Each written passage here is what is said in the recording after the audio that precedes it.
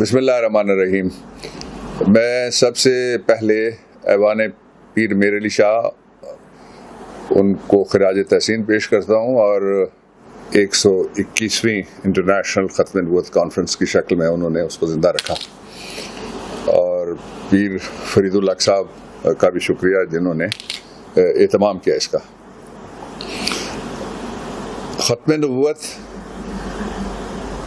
پوری دنیا کے مسلمانوں کے لیے ایک ایسا بنیادی مسئلہ ہے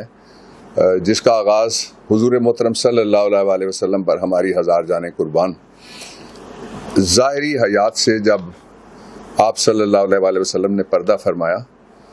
تو خلیفہ اول حضرت ابوبکر صدیق کے زمانے میں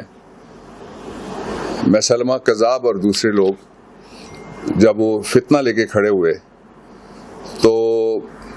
ان کے خلاف اس جد و جہد کا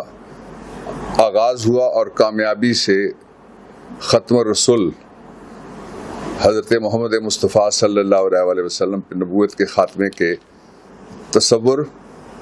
نظریے اور بنیادی رکن اسلام میں اس کو کہہ سکتا ہوں،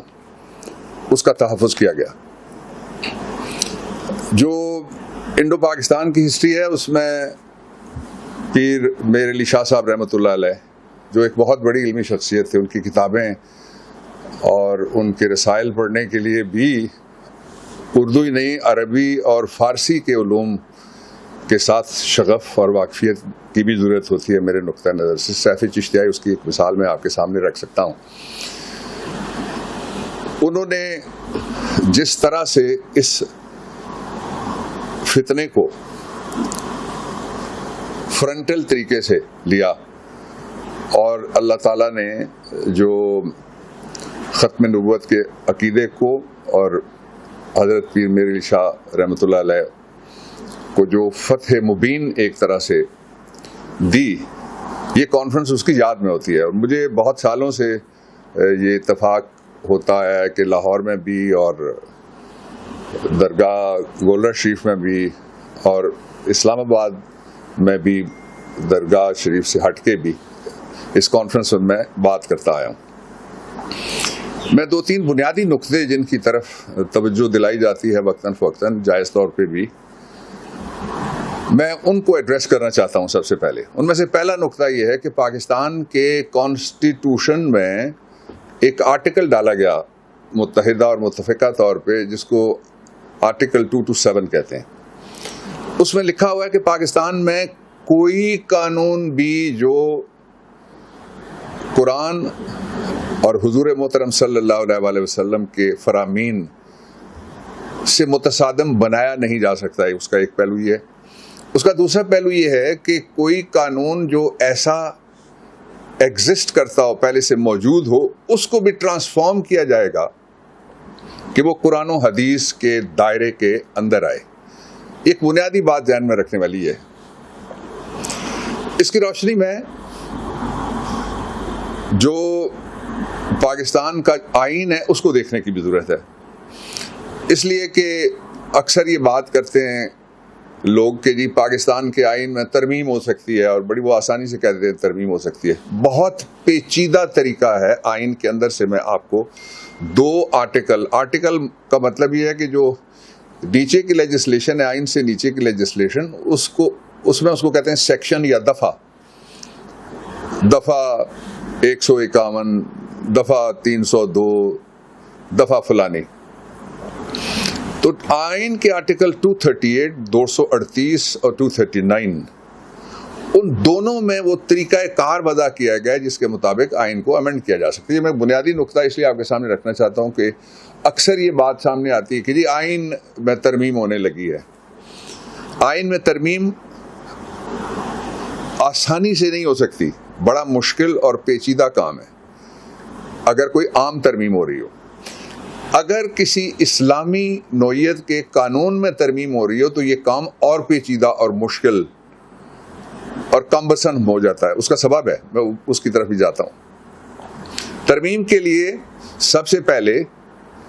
دونوں ہاؤسز میں علیحدہ علیحدہ، یعنی قومی اسمبلی میں، سینٹ آف پاکستان میں بھی علیحدہ علیحدہ ترمیم جوائنٹ سیشن میں نہیں ہو سکتی، علیحدہ علیحدہ پہلے اکثریت کے ساتھ اور اکثریت کتنی 2/3 میجورٹی کے ساتھ، 2/3 اکثریت کے ساتھ کوئی بل پیش ہوگا، ڈسکشن ہوگی، کنسیڈر ہوگا، پہلی ہیئرنگ ہوگی، دوسری اس کی ہیئرنگ ہوگی، اور پھر لوگ اپنی اپنی سیٹوں پہ کھڑے ہو کے ووٹ دیں گے، تاکہ کوئی چھپی ہوئی بات نہ رہے کہ میری آواز سب کی آواز میں شامل تھی۔ یہ طریقہ کار ہے آئین کے آرٹیکل 238 اور 239 میں۔ میں نے ایک بات کہی تھی آپ سے کہ یہ اگر کوئی اسلامی دفعہ اس کے بارے میں کوئی ترمیم لائے یا کوئی اس پہ بحث کروانا چاہے تو، اور اس لیے نظام کو محفوظ اور مشکل رکھا گیا ہے، اس کی وجہ ہے آرٹیکل 227 کہ اسلامی قوانین پاکستان میں جو قرآن اور حدیث اور آپ صلی اللہ علیہ وسلم کی حیات طیبہ کے جو اصول ہیں ان کے خلاف بن ہی نہیں سکتا، سوال ہی پیدا نہیں ہو سکتا۔ ایک پہلو اس کا دوسرا پہلو یہ ہے کہ پاکستان کوئی اکیلا ملک نہیں ہے۔ میں پیر فرید الحق صاحب کو ایک ججمنٹ بھیجوں گا، وہ اگر دکھانا چاہیں میری گفتگو کے ساتھ تو وہ بھی اس کا ایک دکھا سکتے ہیں کہ جو ججمنٹ میں جب وزیر قانون تھا اس وقت بہت سارے ریفرنسز دنیا بھر کے اداروں، ممالک اور پاکستان میں سے بھی ایک آیا تھا بل اسمبلی میں، اس کے بارے میں نے ریسرچ کی، اور ریسرچ کر کے ایک ایسی وہ ججمنٹ ہے ایگزیکٹو کی طرف سے